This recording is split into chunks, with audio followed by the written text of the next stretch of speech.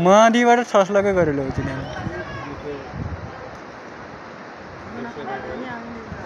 ढुङ्गा नफाले अहिले तक त फसिदिँदैन नि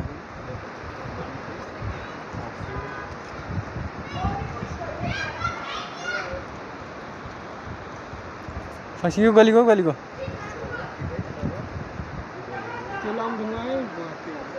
त्यो डल्लो गल पनि फस्यो गलीको मासु लड्किएको माथिबाट लड्किएको उठाउने हुँदैन पाइप त गएको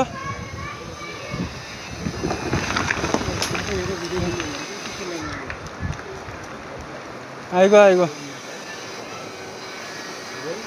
कमाया